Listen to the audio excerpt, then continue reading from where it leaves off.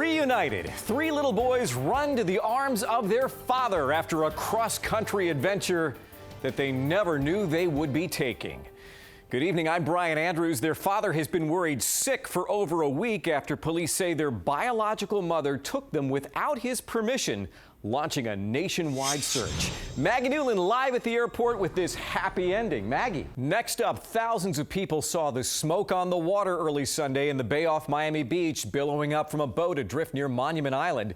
CBS 4's Gabby Fleischman now with what happened. A Holland American cruise ship that made headlines last week when a crew member was accused of raping a passenger and trying to throw her overboard has sailed back into the headlines tonight, this time with the norovirus.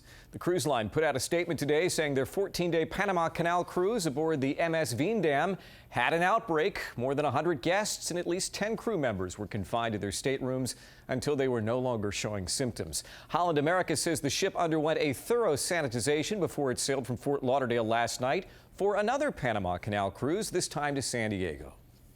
A final farewell for the FSU student from our area who was found dead in Tallahassee this past week. Tonight, a memorial service for Ryan Uray. Once again, here's CBS 4's Maggie Newland. Celebrity chef Paula Deen on South Beach tonight, turning her wine and food fest cooking demonstration into another apology for racist comments that derailed her career last year. Deen did not discuss the allegations or comments she has admitted making, but said she's not a quitter and that she's back in the saddle. She added that if anyone didn't hear her apologize in the past, that she wanted to apologize again.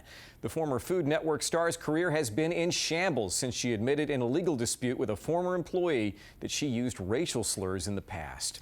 To sports now, LeBron on the bench with a broken nose? No worries. The Heat still beat the Bulls tonight. Final score 93-79. CBS 4's Jim Barry was at the AAA. Also at tonight's game, the Heat's Chris Bosh adding his star power to a growing show of solidarity here in South Florida for the opposition to Venezuela's government.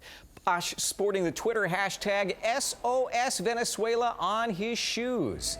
Chris Bosh's wife is Venezuelan American.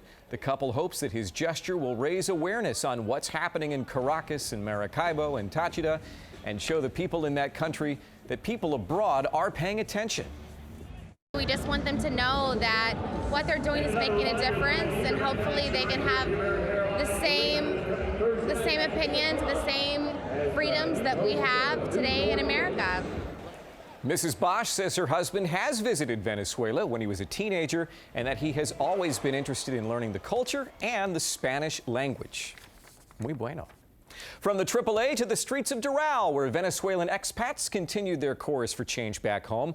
This Sunday, there were prayers for the opposition movement that's calling for President Nicolas Maduro's resignation. It was one of dozens of solidarity gestures held worldwide. Doral city manager estimates the crowd at Saturday's event in J.C. Bermudez Park swelled to nearly 20,000 at its peak. Sports history made this weekend as Jason Collins becomes the first openly gay player to sign with a major sports franchise. Collins hit the court in Los Angeles tonight with the Brooklyn Nets as they took on the Lakers. Hours earlier, he signed a 10-day contract with the team, solidifying his first appearance as an NBA player since coming out last spring. The 35-year-old center says he just has one message for young athletes. Be yourself, be your true, authentic self, and never be afraid or ashamed or have any fear.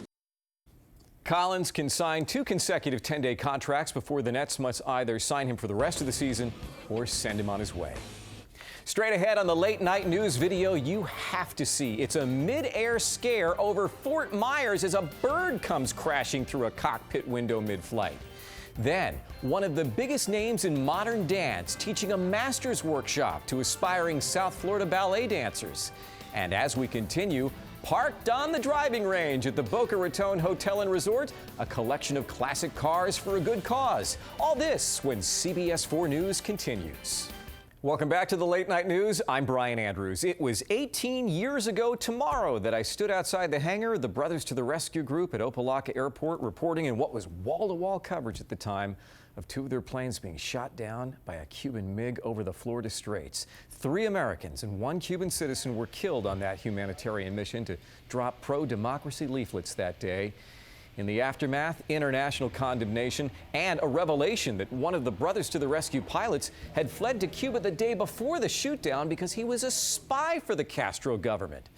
As they do each year on the anniversary of this, the families of the Brothers to the Rescue pilots stopped to remember their lives at a mass at Ermita de la Caridad near Coconut Grove. Demonstrations flaring up again in Brazil, where anger over a pricey World Cup is bringing thousands to the streets of Sao Paulo.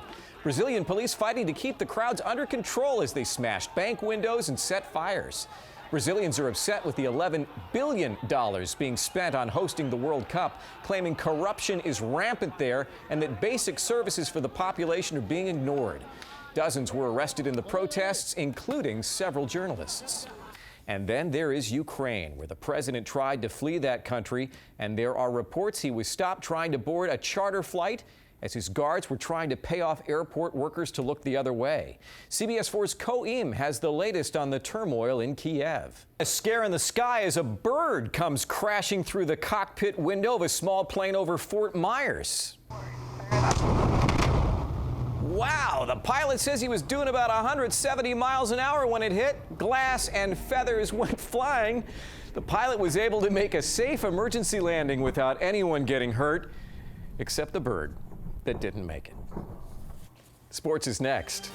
Over the last 2 years, the Heat were 6-1 without LeBron in the lineup. Today, as they took on the Bulls, they looked to up that win tally by number 1. And they did. LeBron may be out with a broken nose, but he's still all smiles despite missing his first game since December. As a result, the big man Greg Oden getting his first start since 2009. Early on, Chris Bosh carries the Heat. Then he knocks down one of his 2 threes of the quarter. The Bulls know how to fight back, though. Taj Gibson blocked by Shane Battier, but the ball finds its way into the hands of Joakim Noah, who lays it right back in. Here the Bulls are up by 2. The Heat end the first half with forward momentum. Dwayne Wade looking like his old self, showing off a spin and fadeaway to tie it 40-40 in the third quarter. Mario Chalmers comes away with a steal. He catches Ray Allen with a pass, and Allen goes in for the nice runner to put the Heat up by 10 as part of an 11-point rally. In the fourth, it's Wade again who pulls up for the easy jumper and extends the Heat's lead to 18 points. Miami walks away with 93-79. What a win, which was Coach Eric Spoelstra's 300th career victory. The Winter Olympics have come to a close in Sochi, so which country came out number 1? Russia. Win one for Mother Russia. And they did. The host country with 33 medals in all, 13 of them gold. President Putin's got to be happy about it. USA number 2 with 28 medals, followed by Norway coming in with 26. A lot of numbers there. Here are some numbers that might really matter to you. The winning lottery numbers. Good luck. Tomorrow morning on your drive into work, check out Jimmy Cefalo in South Florida's First News on our radio news partner, News Talk 610 and 100.3 WIOD. Send in your pictures and videos of breaking news and severe weather.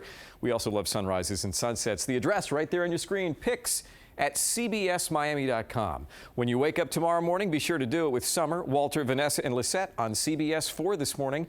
I'm Brian Andrews. We leave you with more of those fine vintage luxury autos at this year's Concours d'Elegance in Boca Raton, benefiting the Broward Girls and Boys Club. Good night and buenas noches.